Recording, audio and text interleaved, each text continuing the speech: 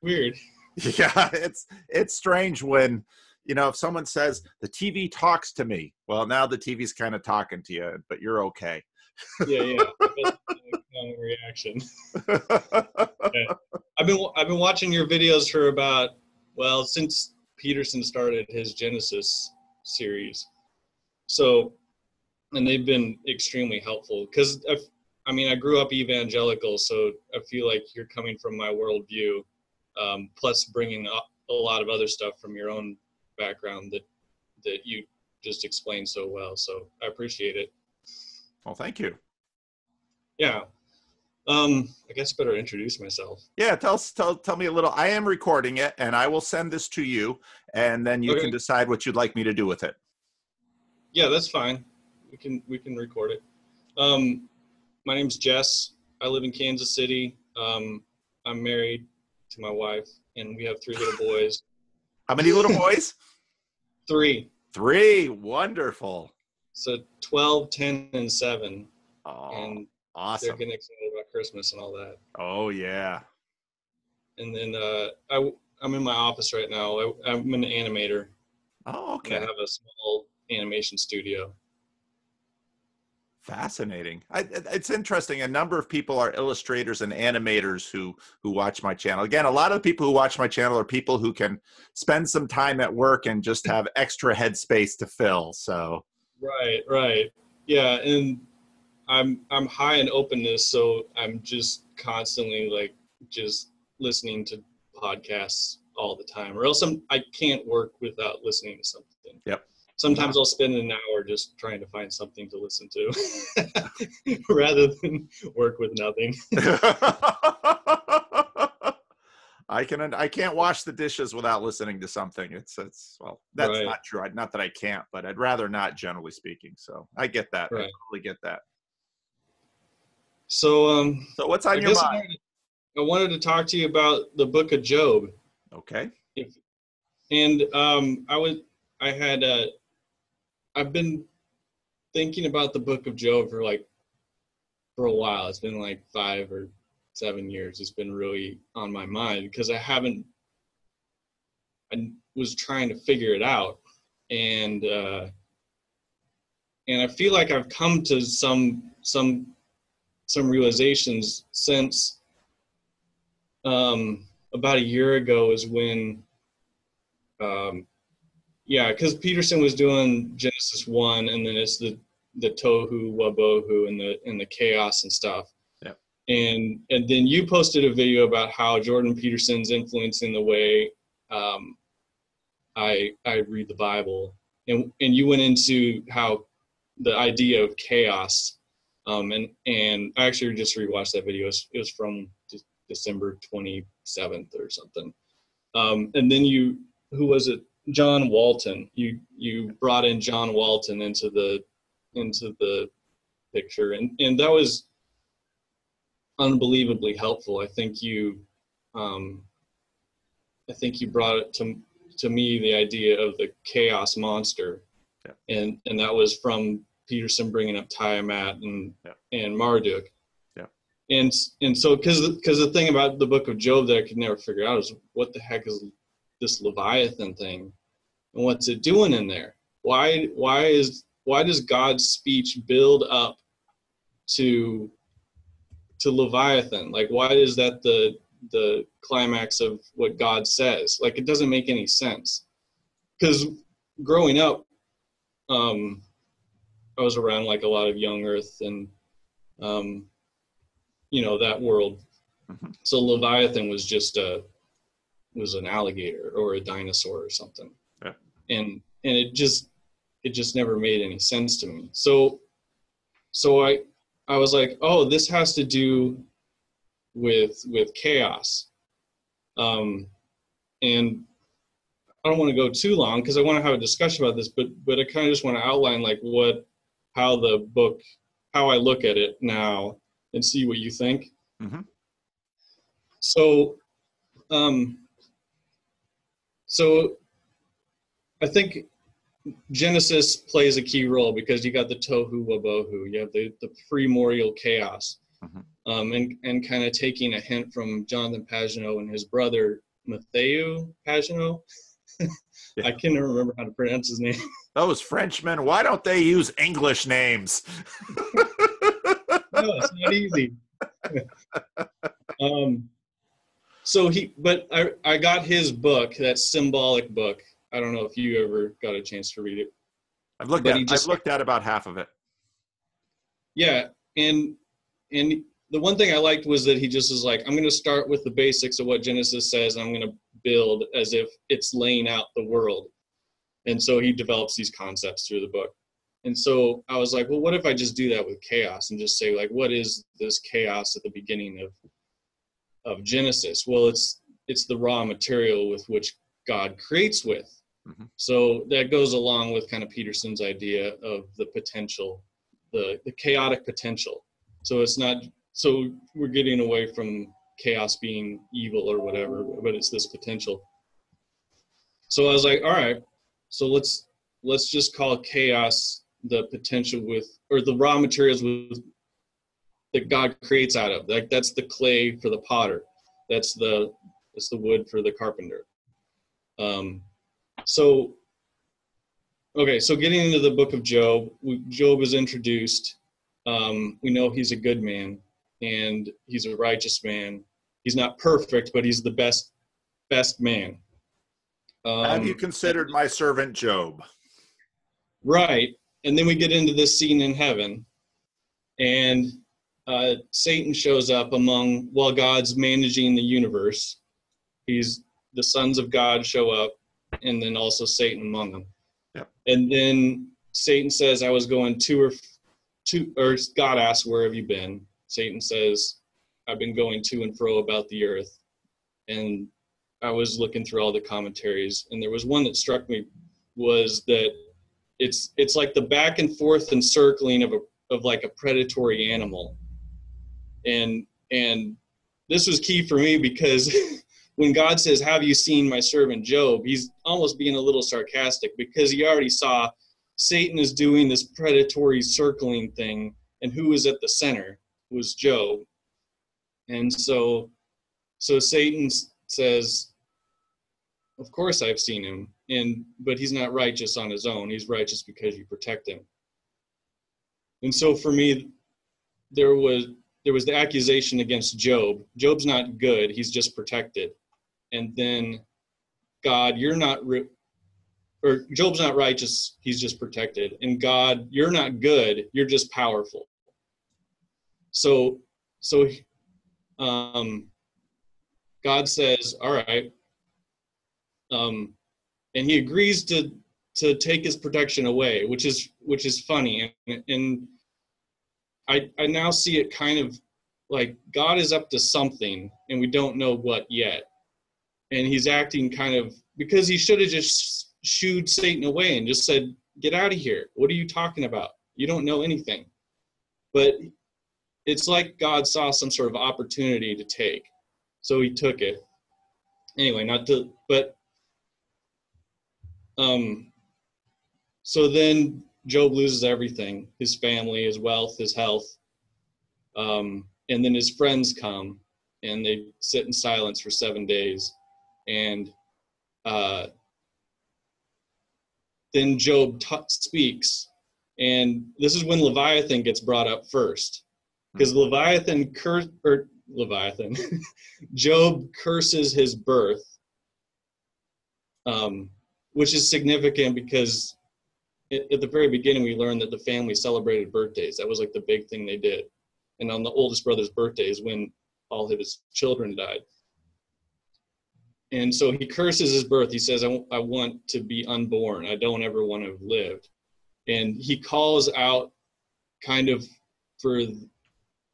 he says, those that curse the day, rouse up Leviathan to undo my life. Because he's thinking in his mind, he's like, if anyone can undo my life, the monster, the chaos monster can be roused up to undo everything. That's how much he was in sorrow. So this is where Leviathan gets brought up first. And I was like, so Job knows about Leviathan, and this is, and so he knows about Tiamat, and he knows about, I think it's Lotan, which is a variation, which is the root where we get Leviathan. Okay, so anyway, the friends go back and forth. They're like, Job, you must have done something wrong. You must have been some sort of sin, and God is punishing you. He is, trying to make things right. What you need to do is repent, and God will restore you. We have a God of mercy. We have a God of grace. We have a God that is just. He will restore you. You just need to repent. And Job he is infuriated with this idea. He's like, I did nothing. And we know from the beginning that he didn't do anything. I'll probably get choked up at some point. That's okay. At some point.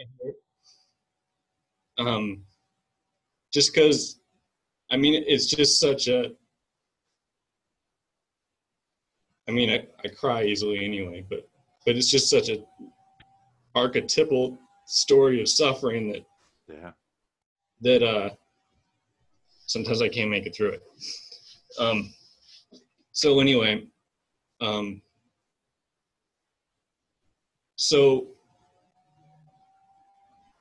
Job at the very end, he demands that God indict him, because he says that if only I knew what I did wrong, then I could have peace. He wants God to bring him up on official charges. So there's a line in there that says, I've signed the papers and all this stuff. And he says, I want the Almighty to charge me officially. Mm-hmm. And then a fourth friend comes and talks, and while he's talking, the storm starts building. Mm-hmm. And then that's when God shows up at the end of this other friend's speech, and God shows up in the storm. Mm-hmm.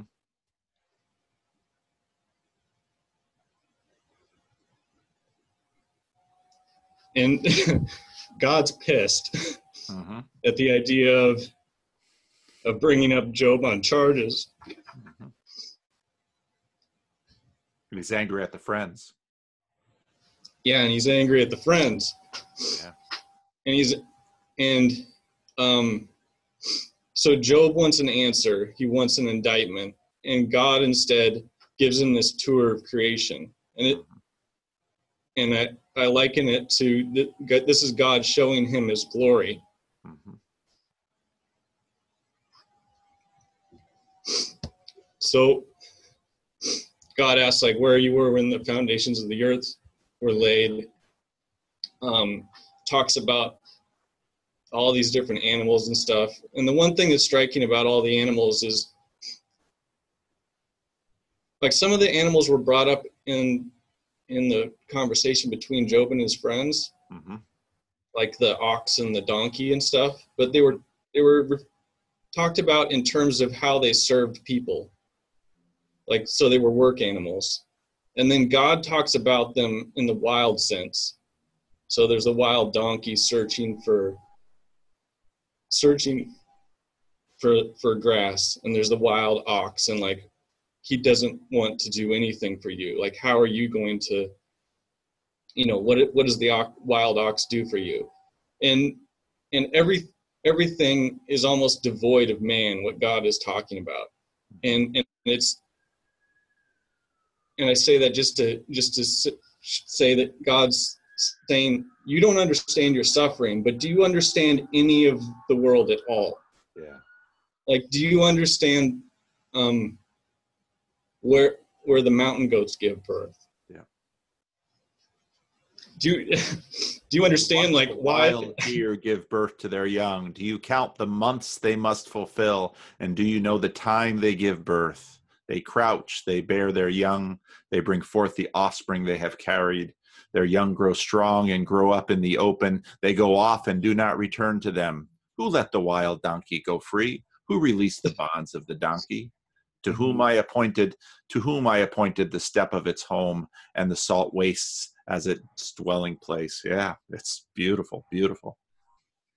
The one I like is the ostrich, because he's like, the ostrich is dumb, it's careless with its young, it says that its creator didn't give it much wisdom, and then it says, but when it runs, it runs. You know? Yeah. And so God's just going through all this. He's like, everything is glorious. Like, it's beyond explanation. Yeah. It's like the Planet Earth DVD series. Yeah. I love this line here. It's for God deprived her of wisdom and did not impart understanding to her. But as soon as she springs up, she laughs at the horse and its rider. That's good. It's good. Yeah, it's so, yeah, it's incredible. The whole speech by God. Yeah. And a couple insights I got from so G.K. Chesterton wrote an introduction to the book of Job, which was really good. And he talks about how the way God answered Job was not by answering his questions, but by giving him bigger questions than he knew how to answer. And so that was good. And then, do you know Slavoj Žižek? I've heard his name, but I've never. He's a postmodern Marxist philosopher that I've listened to for years and years. Because, well, first he's entertaining, but anyway, he's just a really interesting dude. And he said in one lecture, he loves the book of Job, and he said that he thinks that basically God says at the end, I like how he puts this. He says, you think your life is a mess? Look at all of creation. It's all one big wreck. But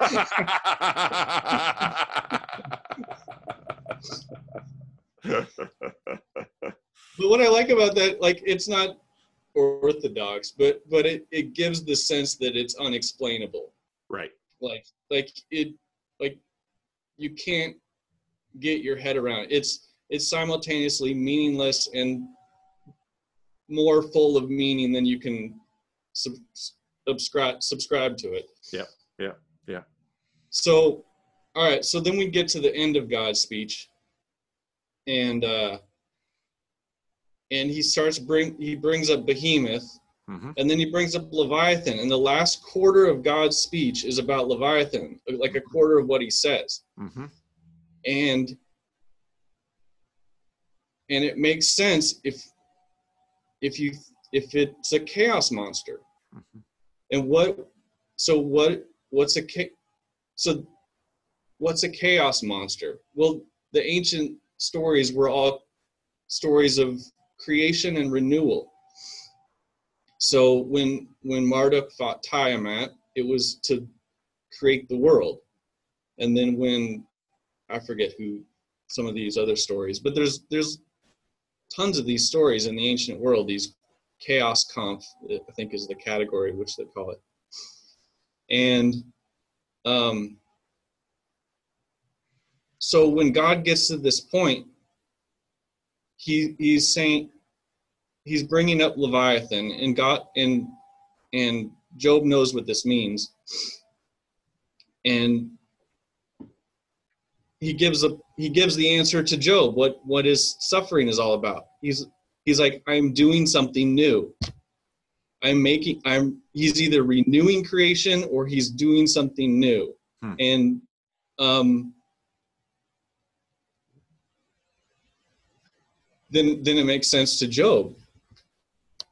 And he has peace, all this, because I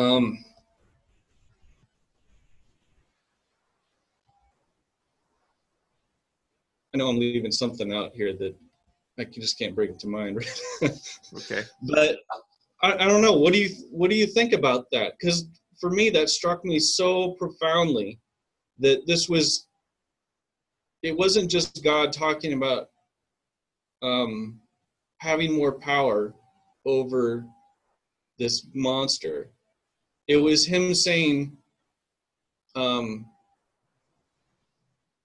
doing something new. This is a new, like and this is all like, I feel like I'm not explaining this very well at this point, but. Oh, I forgot to lock the room. Oh. Hang on.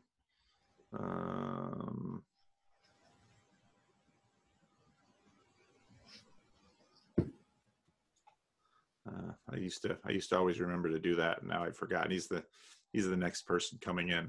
So how many do you do like many of these per day? Depends on the day. I've got 3 today. So, okay, there we go. Keep going. Well, I think it's really cool. I love the care that you've shown in learning this book, and I like the way you framed it. You know, the before the epilogue, you know, Job's answer. Then Job answered the Lord, I know that you can do all things. No purpose of yours can be thwarted. You asked, who is this that darkens my counsel without knowledge? But I have declared without understanding things too wonderful for me to know. It's a very common Hebrew answer. You said, oh, really? Oh, yeah. David mentions it often in the Psalms. These things are too wonderful for me to know. Well, what do you mean by too wonderful for you to know? It's human hubris that says, if there's a reason, if I don't understand the reason, there can't be a good one. So if you read, for example, Tim Keller's book on walking through pain and suffering, that's the standard Christian traditional answer about suffering, that just because you don't know the answer to suffering doesn't mean there isn't one. And that's the presumption that we very quickly make. Mm-hmm. And the book of Job essentially says, I have declared without understanding things too wonderful for me to know. You said, pay attention and I will speak. I will question you and you will answer me. I had heard of you by the hearing of the ear, but now my eye has seen you. Therefore, I despise myself and I repent in dust and ashes. And what's interesting is that if you remember the repenting in dust and ashes earlier in the book, you know, that's where Job had went before. Now it's important to also remember how his family is taken. You know, it's the whirlwind collapses the house. It's raiders comes in and steals the flock. That's all chaos too, and evil. And you know, so it's an amazing book, and I think you laid it out well. What do you think about the idea that? Well, there's this old image. Can I pull up an image on here? Can you show me? Can I give you the power to share screen? Let me see. Mm-hmm. More. Okay. Yep. Okay, you're sharing the screen. That? Yep. All right. So this is an image from, I can't remember where it's from. It was made by a nun in like the 1100s or something, out of this prayer book, and it had all these pictures. So up in the upper left is God the Father. Mm-hmm. He's holding a fishing pole. I love this. So he's holding a fishing pole, and then the portraits down the fishing line it's David, or it's Jesse, and then it's the line of David. So the fishing line is the line of David. Interesting. Then Jesus is at the bottom on the cross. Yeah. With the hook. And then the hook is piercing the jaw of Leviathan, which is in the end of Job. Yep. So God asked Job, can you get Leviathan with a hook? Can you fish him out? Can you pierce his jaw with a hook? Right. So this is showing Christ piercing the jaw of Leviathan. There's an interesting idea here, and you see it actually in the beginning when God's talking to Satan. Is Job is bait. Job is the bait to stir up the chaos that God will use to create with. Huh. And then it's a shadow of Christ. Yeah. Yep. Yep. Christ was the bait. He was lowered down the line of Jesse. Yep. Yep. Yep. To win. Well, I was thinking about this earlier. It was like he was born during the Roman Empire. Yeah. Like if there was ever a Leviathan to be lowered into, yeah. Man, that was a good that was a good choice. Yeah. And well, and you got to think about Satan's accusation towards God, because he was like, God, you're not. I mean, he makes the accusation towards Job, but he implies that, God, you're not really good. You're just powerful. And so God takes away his protection, but he baits Satan into, I don't know quite how to get to it, but he baits their, man, it's almost, because why didn't God just destroy Satan? So, because you got to assume that, John Walton talks about the wisdom of God. I'm going to stop sharing this, right? So John Walton talks about kind of the wisdom that God has in the end of Job. And so God must have a reason to keep Satan around, or else he'd just destroy him or shoo him away or whatever. So in God's mind, Satan still has a purpose, but he's got to trick Satan into that purpose, because Satan will not do anything willingly, because he's a fallen angel. Yeah. So you see this at the beginning, because he's like, hey, have you seen my servant Job? God sees an opportunity.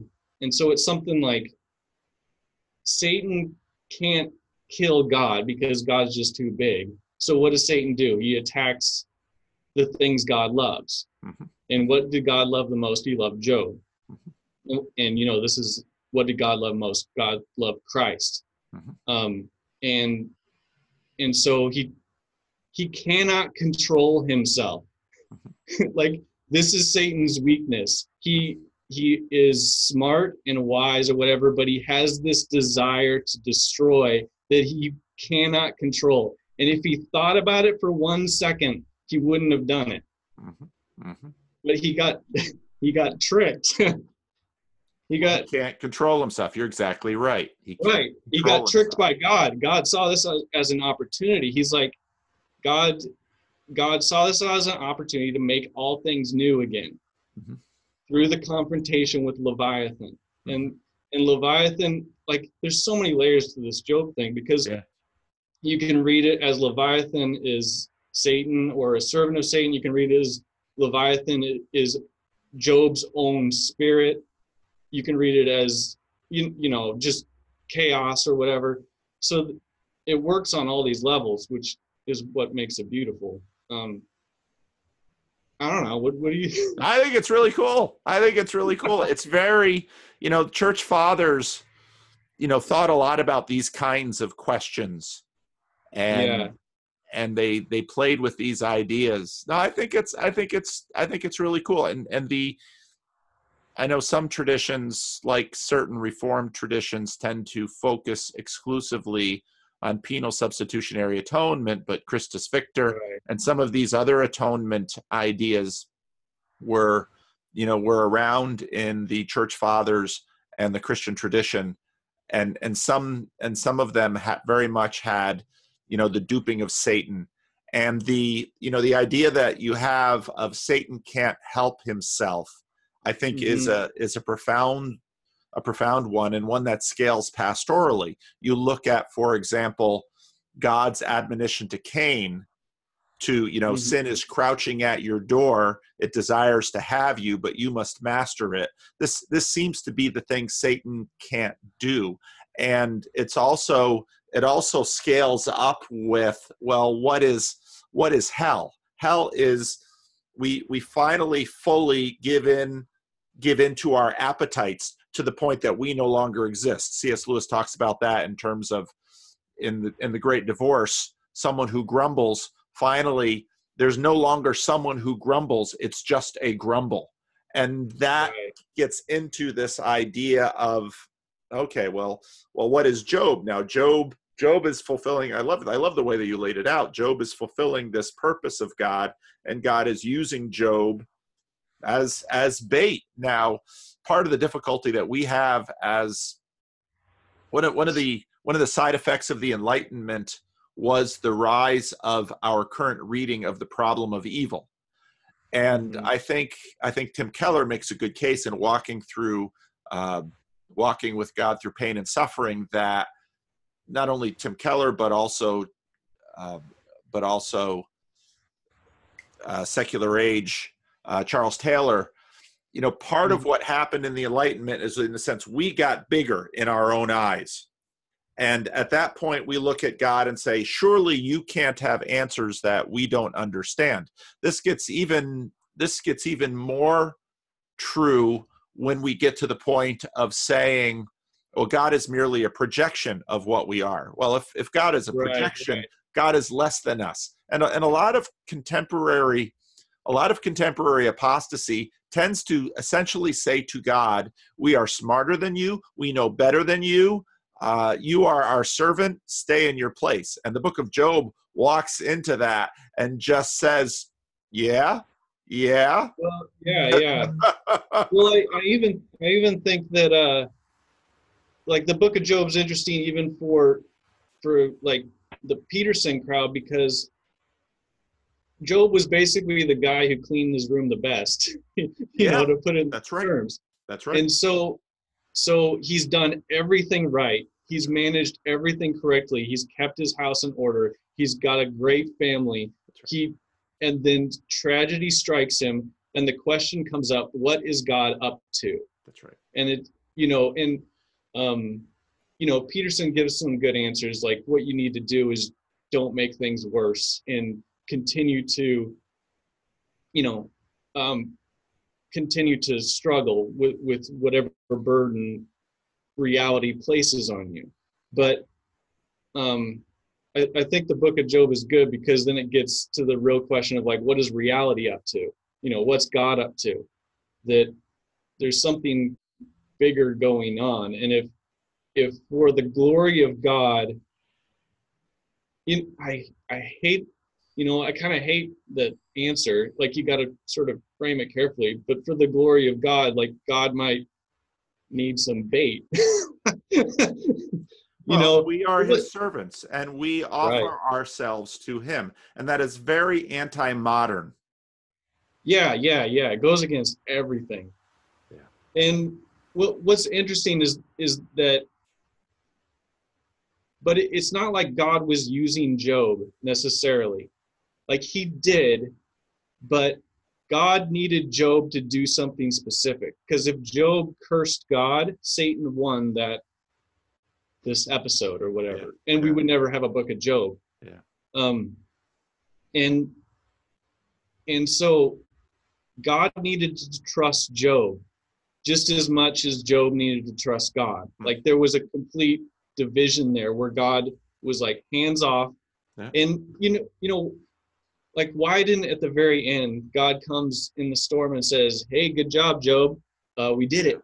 Yeah. He could have. Yeah. But it's almost like he had to release his own wrath against Job to just cement that Job is really righteous, like to defend, the thing that was in Job that God trusted from the beginning. And, this is, I said it before, but this is like a shadow of Christ, where Job didn't die, but like Christ really went into the belly of the beast. And, if you're really wanting to make all things new, that's the chaos that you got to get to. Yeah. And that's the hero's journey, to go into the belly of the beast, and then you come out and into a different world. No, that's right. I think that's all good stuff. One aspect, a little tweak at the beginning of the book, it's a two-sided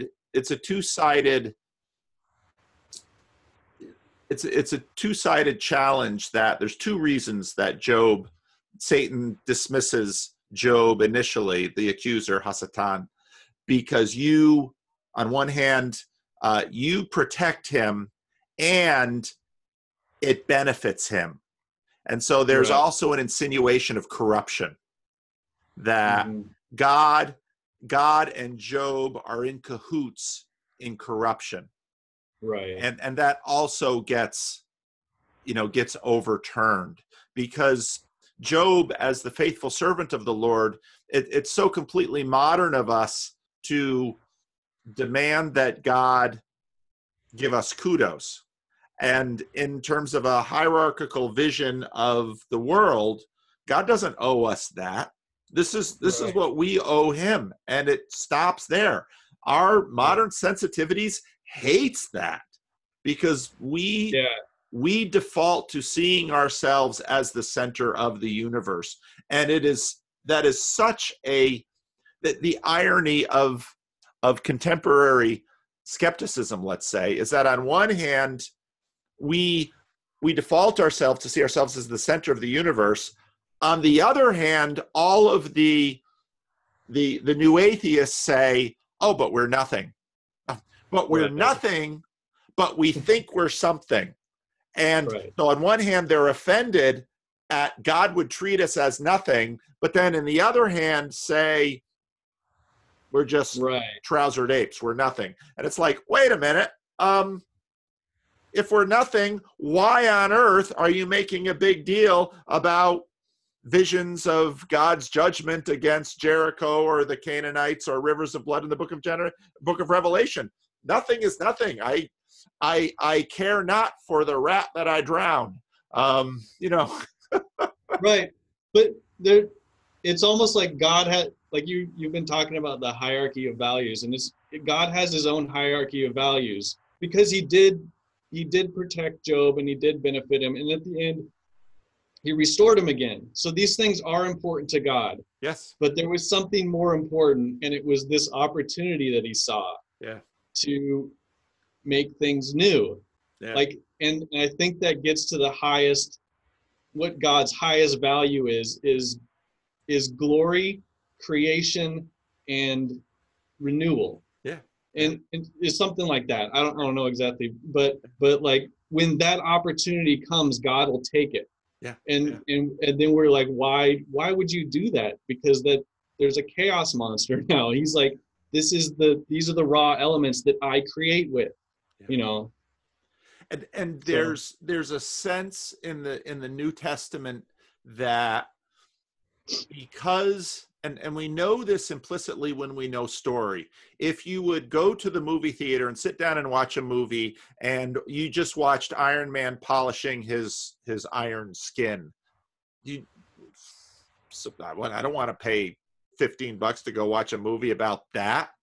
You go because of the drama, because of the story, because it's the revelation, the book of Revelation, singular, apocalypse. It's the revelation of the hero who, at tremendous cost to himself, rescues the beloved and makes her glorious.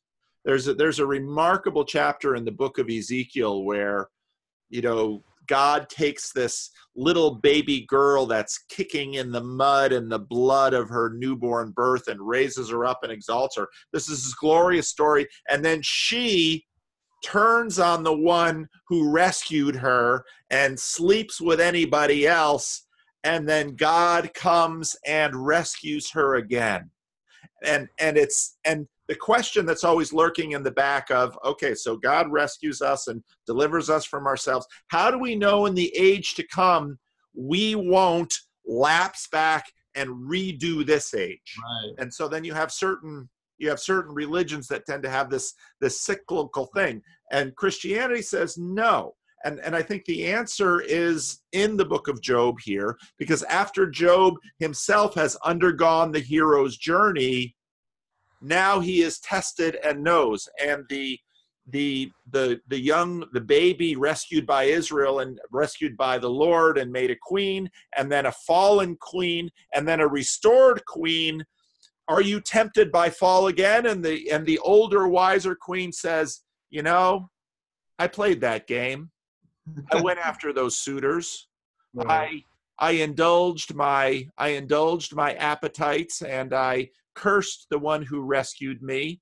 And I know exactly what those rivals have to offer. And I now can rest secure with the one I know who truly loves me. There's the story. Mm-hmm. And there's the answer. And you find the story again and again and again in Scripture in lots of permutations. But the book of Revelation, the church is the bride of Christ. Well, the book of Revelation begins, those first chapters, churches are a mess.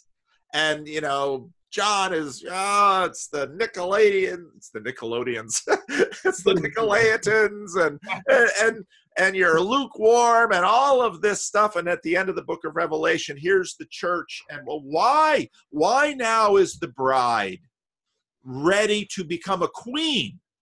Well, she has been to the underworld and she has gained wisdom and knowledge.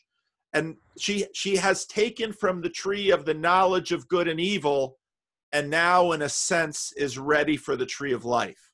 And I mean, there's interesting theological conversations that have gone through this infralapsarianism versus supralapsarianism, and there's all kinds of things. But, this is the drama of the story, and we are the bride, and he is the master. He is the lover, he is the warrior, he is the hunter, and we will be ravished by him and never more thrilled. C.S. Lewis does that well. And it's there. The seeds of it are there in the book of Job, and it's just hinted at. But then, of course, it comes to full flourishing in the revelation of the Son of Man. There's some. I was just thinking about this. That there's interesting parts in Job where it's almost like a mirror image of different parts of Genesis, where like after he loses everything, his wife comes to him and says, why don't you just curse God and die? Yeah. And it's almost like Adam and Eve, where she's offering this to him, and she's not irrational. She's not stupid for saying it. Like, it's the common response. What Job said was the uncommon response. And so it's almost like he didn't fall at that point. Right. And then it's almost the inverse of the flood, where the whole world was fine, just Job was taken down. Yep. And again, the best man on earth. Noah's the best man on earth. Job is the best man on earth. Yeah, no, it's very true. And then something else cool that I learned was so after Job is restored, it goes through and says what happened, and at the very end it says he had 3 beautiful daughters, and these are the names, and the names are significant to how he deals with the aftermath of this suffering. And so the first daughter was called Day, to symbolize he was out of the night, he's into the day. The second daughter was named something that translated into cinnamon, but cinnamon's spice that makes things taste better, but it's also for indigestion. So it helped him digest what happened to him. And then the third daughter was named Horn of something, but it was a container for a specific type of makeup. And I don't know if this is totally accurate, but I read in one commentary that makeup was made by the ashes of this seaweed. So it was made from the ashes of the seaweed that was down in the place where Leviathan lived. And so this was taken from the place of Leviathan, and then those ashes were used for beauty. It's cool. And nowhere in all the land could women be found who were as beautiful as Job's daughters, and their father granted them an inheritance alongside their brothers. It's amazing. 7 sons and 3 daughters, and the most beautiful daughters, and they received inheritance just like their brothers. After this, Job lived 140 years. He saw his children and their children to the 4th generation. And so Job died old and full of days. Oh, it's great. It's great stuff. It's amazing. So. Yeah. Well, thanks for talking with me, Paul. This was so much fun. thanks for sharing this with me. I loved how you laid it out and went through it. And it's, you know, and people, you know, one of the joys of, I listen to people talk about the Bible and I think, you don't know anything about the book. It's you know, you spend some time in a story like this and you just realize, you know, this is the best literature. You know, this is some of the best literature in the world. It's just, I know. I mean, set aside the religious aspect. It's just astoundingly good. There it is. And the deeper you dig into it, the more you see, and it just takes your breath away.